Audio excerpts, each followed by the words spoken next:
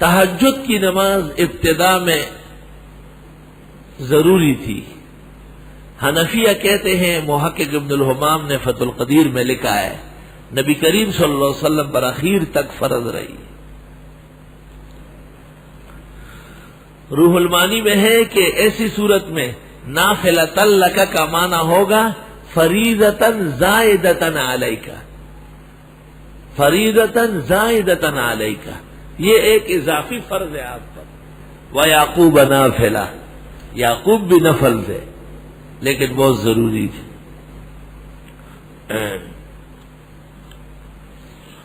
اور جمہور کے نزدیک وَمِنَ اللَّيْلِ فَتَهَجَّدْ بِهِ، اور رات کو تہجد پڑھے. نافلۃ لک، یہ ہے واقعی نفل لیکن اس کی برکات بہت زیادہ ہے.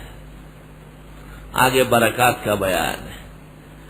اللہ آپ کو اس کے بدلے مقام محمود دے گا.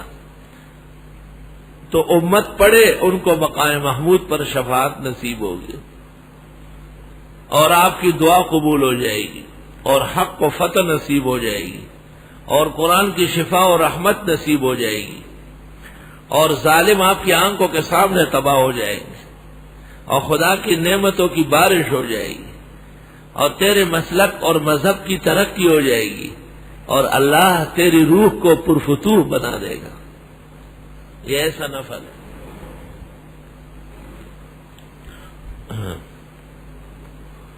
رات کو 2 نمازیں پڑھی جاتی ہے. ایک کو کہتے ہیں قیام اللیل، اس کا بھی ذکر سورۃ دہر میں موجود ہے.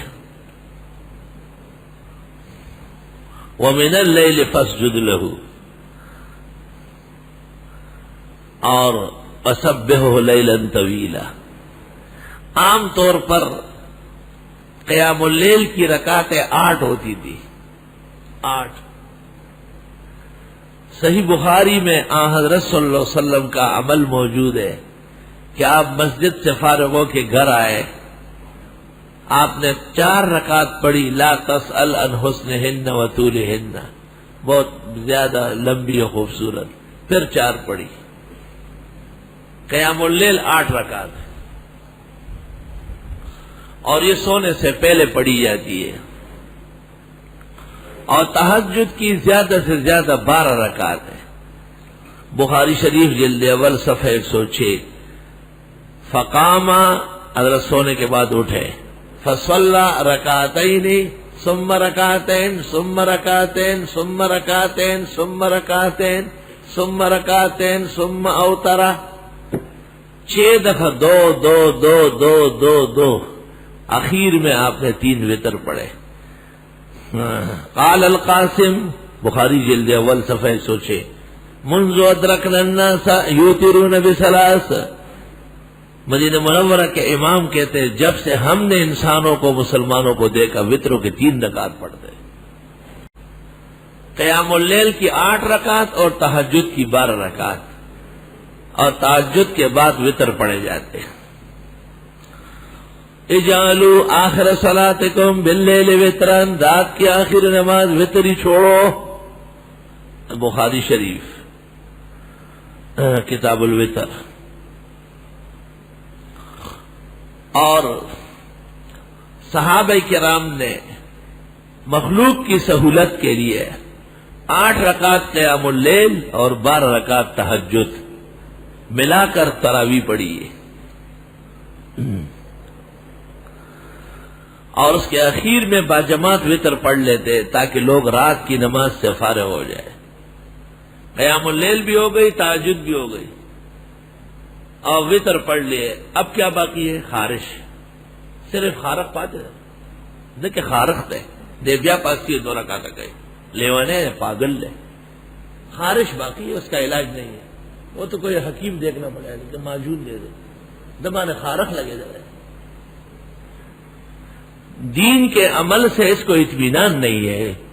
اٹھا ہے سیری کرنے کے لیے اور خارشی نفلیں پڑھنا چاہتا ہے. وہ خارشی نماز تو مکمل ہو گئی رات بھر کی، 8 رکعت قیام اللیل، 12 تہجد، وتر سب ہو گئے.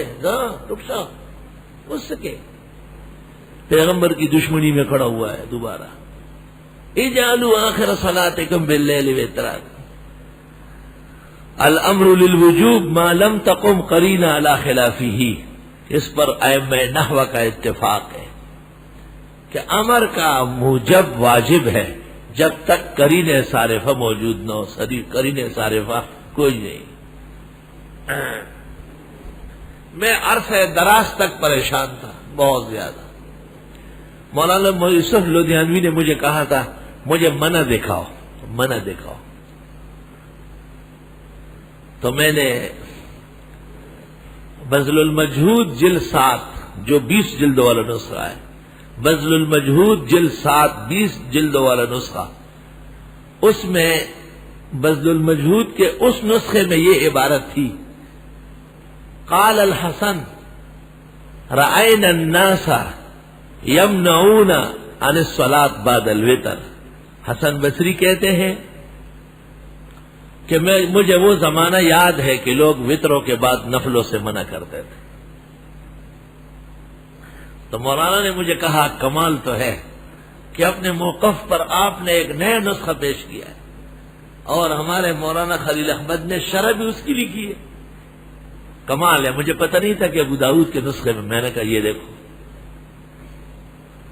لیکن حضرت نے مجھے کہا نہیں تھوڑا سا اور بھی چاہیے، عادتیں بہت پرانی ہو گئی، تھوڑا سا اور چاہیے، مسئلہ تیرا پختہ ہے۔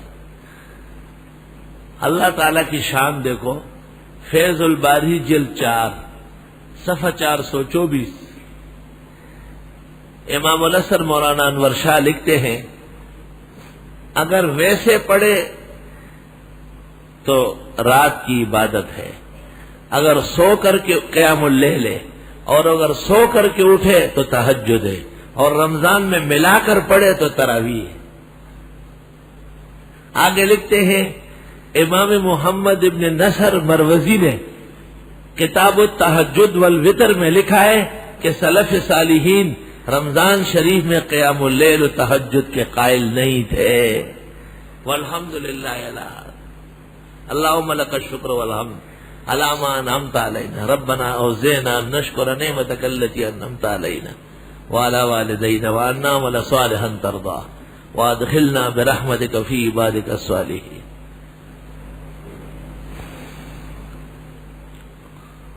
اس لیے امام مالک وطروں کے بعد نفل کو حرام کہتے تھے،